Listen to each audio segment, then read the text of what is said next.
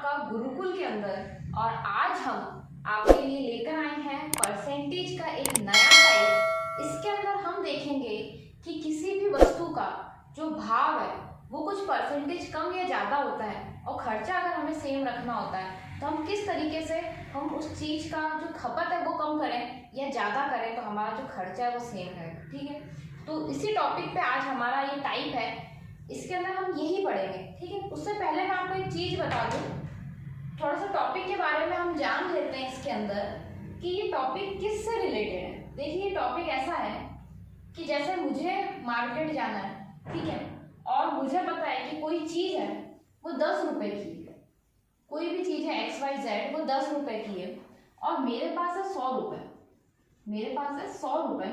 ठीक है, तो 100 रुपये में वो 10 रुपए की चीज़ कितनी आएगी, तो 10 आएगी। ये प्राइस है हमारा, ठीक है, ये प्राइस है और हमको एक हमारा जो खर्चा है कि भाई मुझे 100 रुपये खर्च करना है और उसमें वो 10 रुपए की चीज़ लानी है, तो मैं कितनी लाऊंगी, चीज़ कितनी लाऊंगी, इतने ही आइटम लेकर आऊंगी मैं घर पे।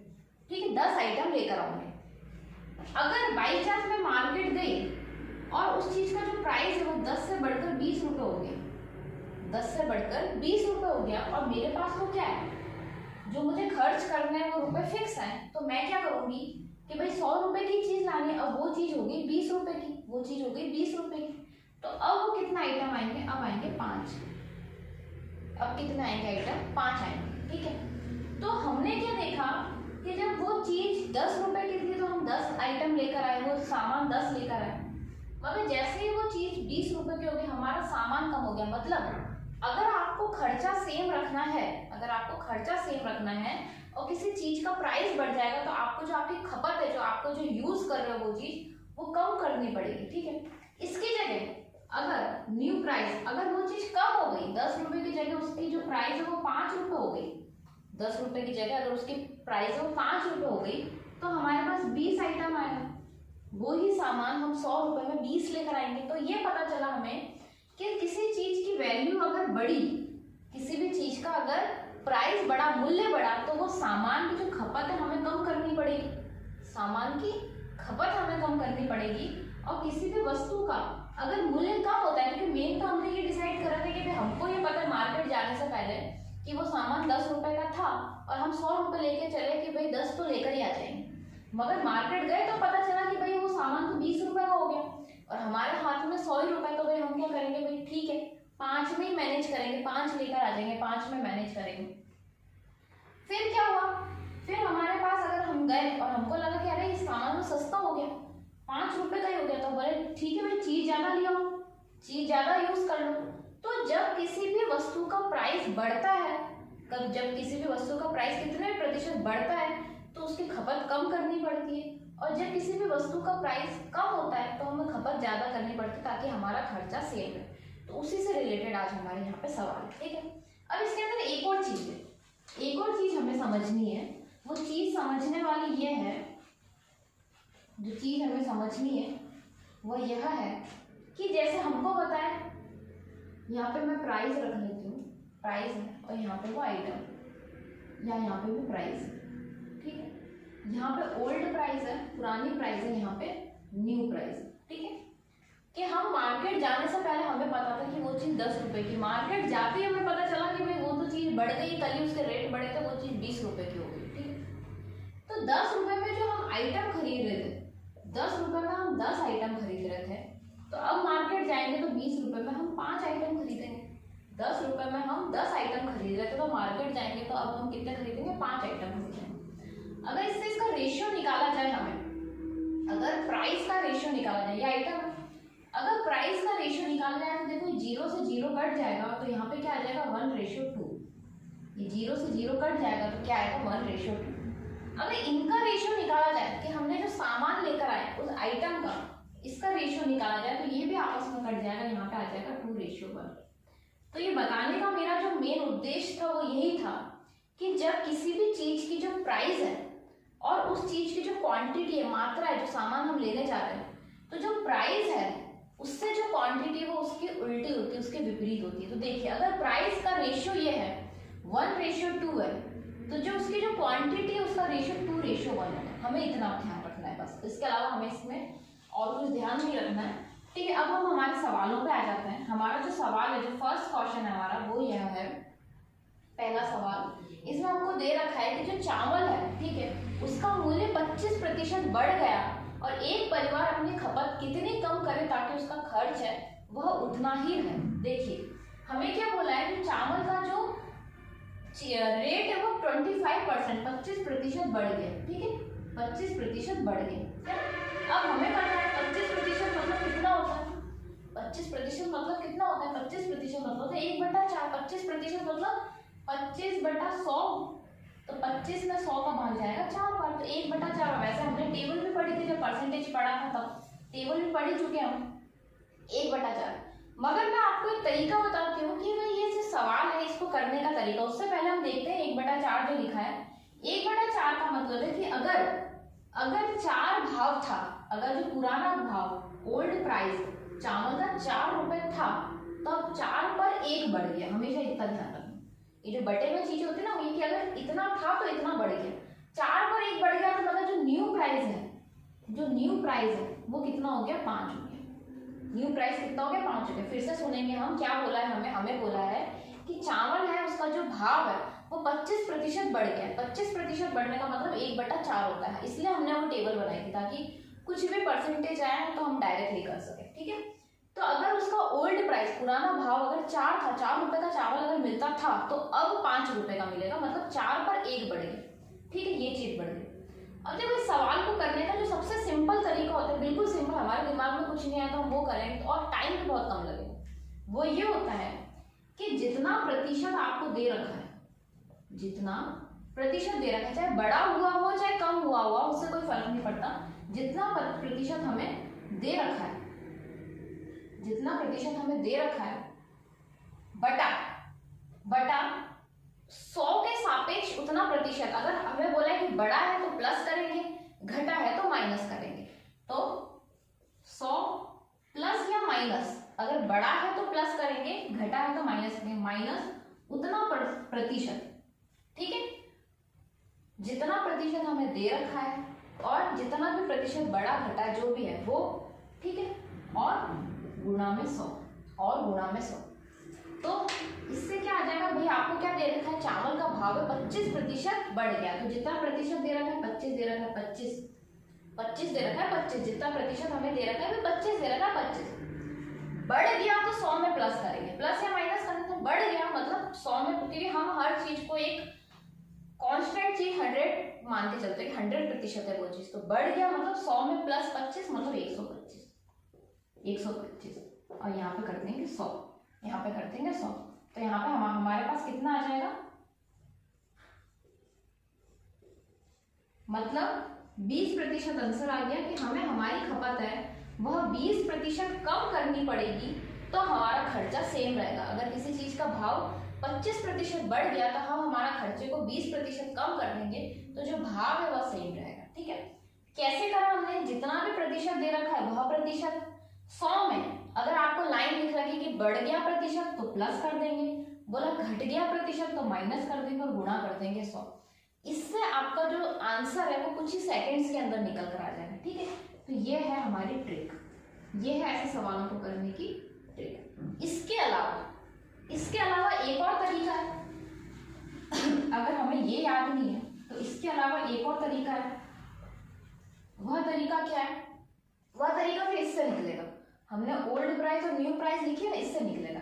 यह तरीका यह है कि ओल्ड प्राइस और न्यू प्राइस का डिफरेंस, अंतर, भाव का अंतर, जो भाव है, ठीक है, जो प्राइस है उसका भाव का अंतर बटा नई रेट, नया भाव बटा नया भाव गुणा 100।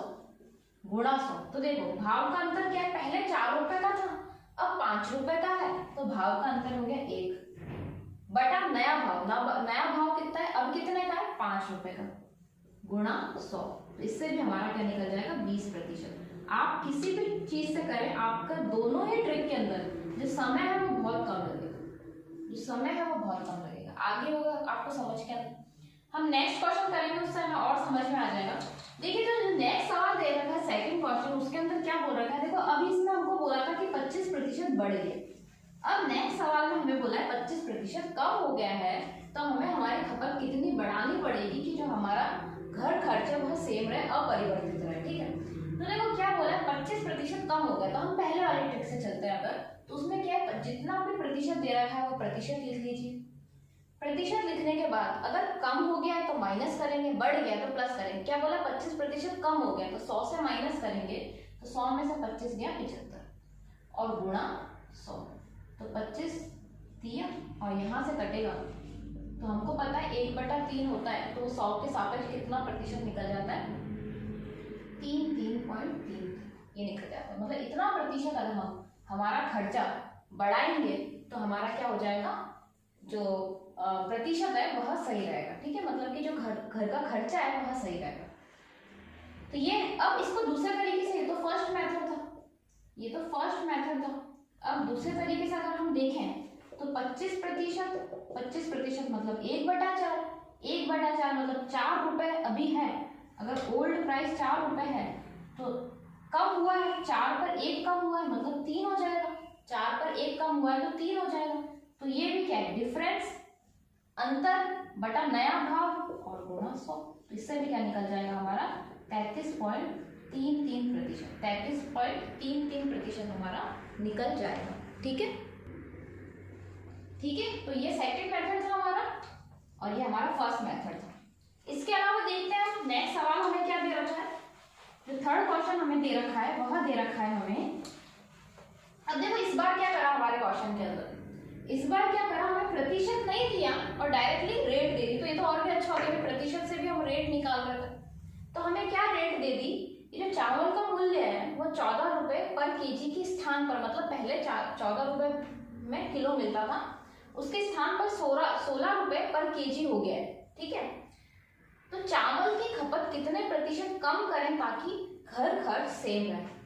तो देखो जो ओल्ड प्राइस है, जो ओल्ड प्राइस है वो कितना है, 14 रुपए, पहले कितनी थी 14 रुपए, नया हो गया, बढ़ गया है प्राइस, तो जो न्यू रेट है, न्यू प्राइस है वो कितनी है 16 रुपए। तो इसके अंदर हमारा सेकंड मेथड काम में आएगा, क्योंकि इसमें हमें प्रतिशत नहीं दे रखा, इसमें हमें प्रतिशत नहीं दे रखा, इसलिए हमारा जो सेकंड मेथड था वह काम में आएगा। उसमें क्या था, अंतर बटा नया भाव गुणा 100। तो अंतर कितना है, इन दोनों का अंतर 2 बटा नया भाव कितना है 16 और गुणा 100। तो इससे क्या हो जाएगा, 8 पर करेगा 1/8 गुणा 100। ठीक है, 1/8 गुणा 100 कितने हो जाते हैं हमारे, इसके अंदर 16 पॉइंट,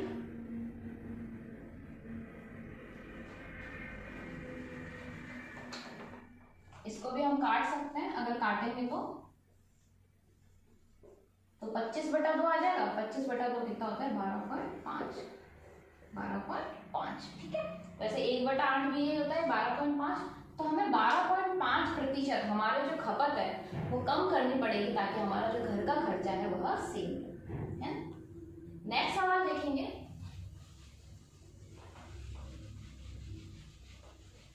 अब देखिए नेक्स्ट सवाल के अंदर हमें क्या बोल रखा है, फोर्थ जो दे रखा है हमें वो यह दे रखा है, इसके अंदर कोई नया भाव पुराना भाव नहीं दे रखा, इसके अंदर बस ये बोल रखा है कि चीनी का मूल्य है वह 10% उसके मूल्य में कमी हो गई, कम हुआ, उसके कारण जो एक व्यक्ति है, कोई भी व्यक्ति XYZ, वह 270 रुपए में 3 किलोग्राम चीनी अधिक प्राप्त करता है, मतलब 3 किलोग्राम चीनी ज्यादा खरीद के लाता है, पहले इतनी नहीं ला पाता था। ठीक है, तो चीनी का नया भाव भी हमें बताना है और चीनी का हमें पुराना भाव भी बताना है, मतलब जो स्टार्टिंग में था वो भी बताना है और अब भी बताना है कि अभी भी चीनी के रेट क्या है। तो अगर इस तरीके के सवाल आते हैं, या इस तरीके के सवाल आते हैं, तो सबसे पहले हमें क्या करना पड़ता है कि 1 किलोग्राम का रेट निकालना होता है, 1 किलोग्राम का रेट निकालना होता है। 1 किलोग्राम का रेट कैसे निकालते हैं, 1 किलोग्राम का रेट निकालने के लिए देखिए हमें क्या दिया है कि 270 रुपए में 3 किलो चीनी अधिक आई, मतलब 270 रुपए में 3 किलो आई, 270 में 3 किलो अधिक मतलब 3 किलो आई। ठीक है, 270 किसके बराबर हो गया, 3 किलो चीनी के बराबर हो गया। अगर हम इससे 1 किलो का भाव निकालेंगे तो 1 किलो का भाव क्या हो जाएगा, 270/3, 270/3। तो यहाँ पे क्या आ जाएगा 90, यहाँ पे क्या आ जाएगा 90 रुपए, ठीक है 90 रुपए।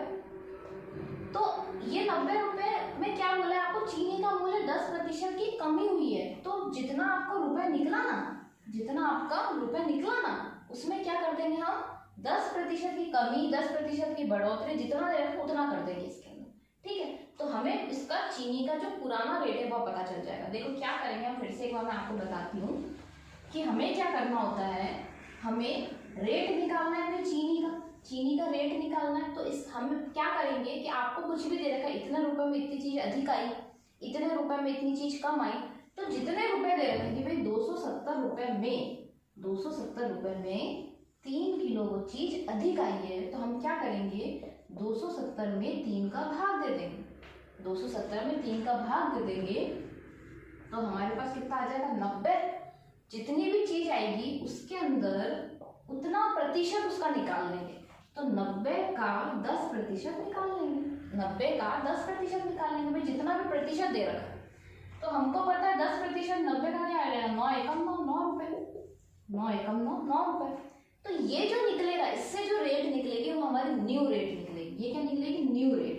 न्यू मतलब वर्तमान भाव, वर्तमान मूल्य निकलेगा। वर्तमान मूल्य कितना है, अभी चीनी है वो 9 रुपए की, अभी चीनी है वो 9 रुपए की, क्योंकि चीनी में कमी आई है, चीनी में कमी आई है, तो अभी 9 रुपए की है। तो पहले कितने की थी, तो पहले का मूल्य निकालने के लिए हमें देखना है कि ये 9 रुपए कब हुआ है, जब 100 में, अगर हम 100 मान के चल रहे, 100 में 10% की कमी हुई, तो ठीक है।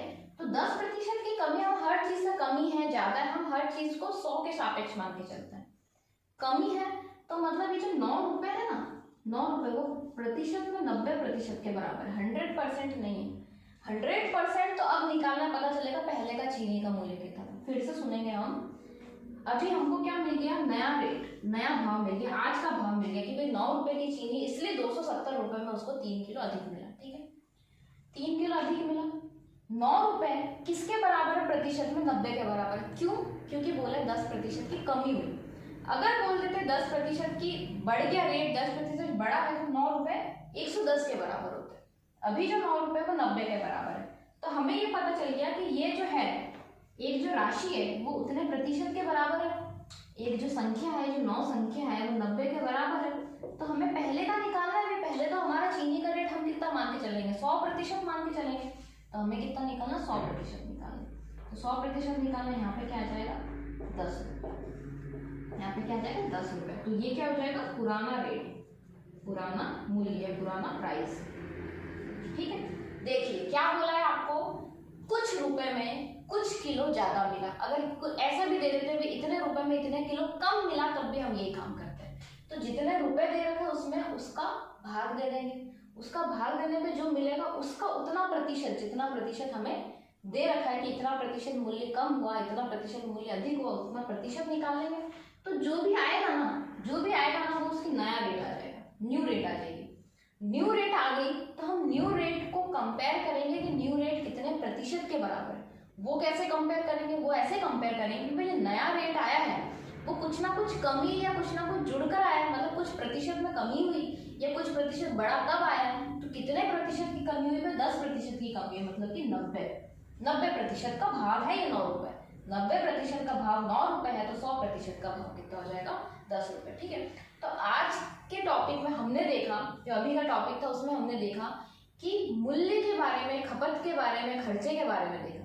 नेक्स्ट टॉपिक में हम कुछ और लेकर आएंगे प्रतिशत का, और इसी के साथ हम देखेंगे जो एग्जाम के अंदर इंपॉर्टेंट है, उन्हीं टॉपिक के साथ अपन उन्हीं टॉपिक को सीखते हुए चलेंगे, ठीक है। तो अभी की क्लास के लिए थैंक यू वेरी मच।